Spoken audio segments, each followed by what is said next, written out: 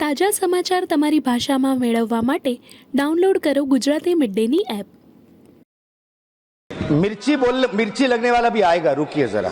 मेरा एक technical objection, अगर आप एरिया वाइड करना चाहते हो तो फिर मुझे भी करने दीजिएगा, जवाब देने में हर चीज का जवाब दिया जाए।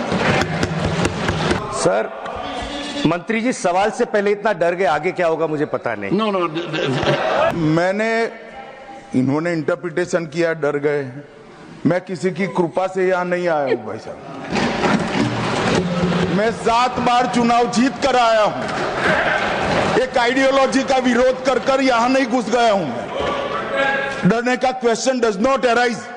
चुनाव में हमारी सीटें ज्यादा आ गई, चुन चुन कर जहां हमारा बहुमत था वो बूथों में हत्या की दी गई, महिलाओं के साथ बलात्कार किए गए, हाईकोर्ट के ऑर्डर से सीबीआई को जांच दिया गया है, मान्यवर हाईकोर्ट के ऑर्डर से दिया गया है।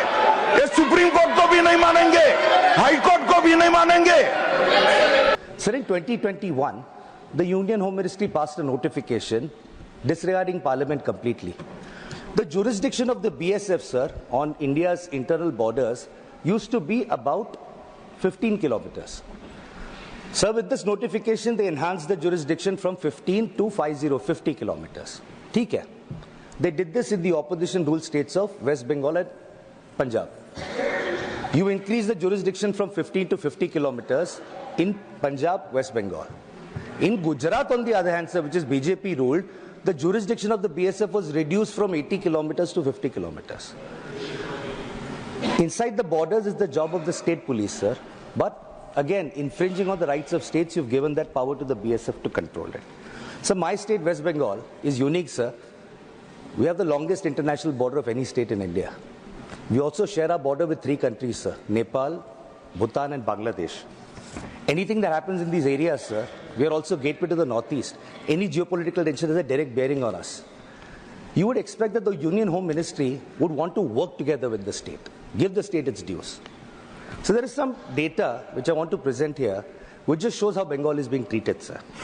Sir, in 2011-12, under the then UPA government, sir, Bengal received 44 crores under the Central Modernization Fund. 2011-12. 10 years later, 2021-22, how much did Bengal get? 0 rupees. So 2013-14, Bengal got 59 crores. 10 years later, 23-24, 0 rupees. So between 2020 to 2024, in 4 years, we should have gotten 160 crores, sir, by previous estimates. In these 4 years, we did not get a single rupee from the union government. So today, West Bengal has pending dues of 386 crores from the Union Home Ministry. Sir, forget borders, forget internal security. Sir, safety of women. I'm sure that the Honorable Home Minister are also concerned about that. So the West Bengal Assembly unanimously passed the Aparajita Bill for the safety of women. That bill has made its way to the President, who will only assent to it based on the advice of the Council of Ministers, the Union Home Ministry. That bill is still stuck, sir. Repeatedly, we've requested, unanimously passed by all parties, but no approval has been given, sir. So I'll now come to my favorite bit, sir, because I've had a little bit of experience with this. The central agencies, sir. These central agencies, sure, under previous governments, the Supreme Court has said that, you know, they're a caged parrot, etc., etc. But the BJP claims to be a party with a difference. So we thought things would change. Nothing has changed in the last 11 years.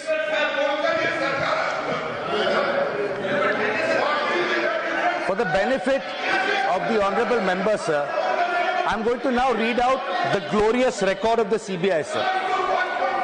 So over 6,900... One second. Honorable Home Minister. मान्यवर, मुझे लगता है आपने गृह विभाग की चर्चा के लिए इनिशिएट करने के लिए किया है। शायद उनको मालूम नहीं है, माननीय सदस्य जी को, कि सीबीआई और बाकी सारी एजेंसियों के नाम जो वो बोलना चाहते होंगे, एक भी गृह विभाग में नहीं है। ये क्या मीमांसा कर रहे हैं? उनको सिर्फ गृह विभाग की बारे में चर्चा करना चाहिए। मेरा एक टेक्निकल ऑब्जेक्शन, अगर आप एरिया वाइड करना चाहते हो तो फिर मुझे भी करने दीजिएगा, जवाब देने में हर चीज का जवाब दिया जाए।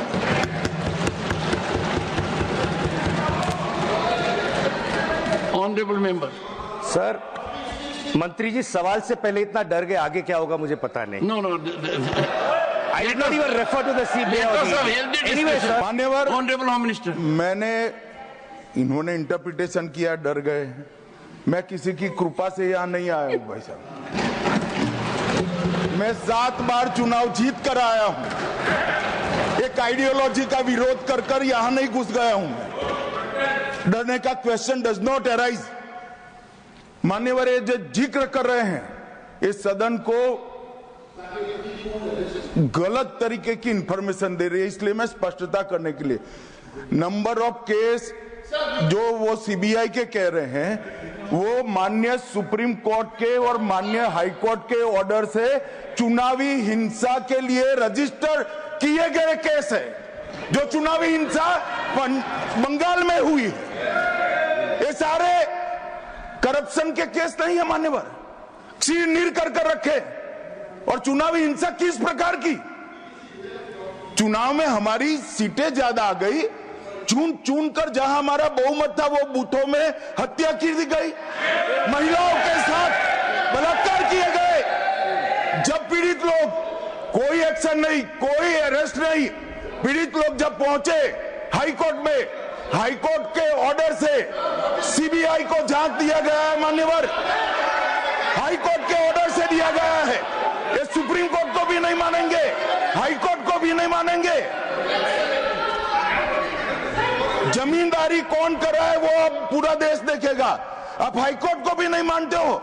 ये सारे सीबीआई के जो केस है मान्यवर, हाई कोर्ट और सुप्रीम कोर्ट के ऑर्डर से रजिस्टर्ड किए गए हैं. और ये कह रहे हैं इनमें परिणाम नहीं आ रहा है. मैं इसलिए परिणाम नहीं आ रहा है, एक भी सीबीआई स्पेशल कोर्ट आज बंगाल में नहीं है, एक भी नहीं बनाई है. સબસ્ક્રાઇબ કરો Gujarati mid day. Bell icon પર ક્લિક કરીને મેળવો તમામ વિડીયોના ડાયરેક્ટ નોટિફિકેશન.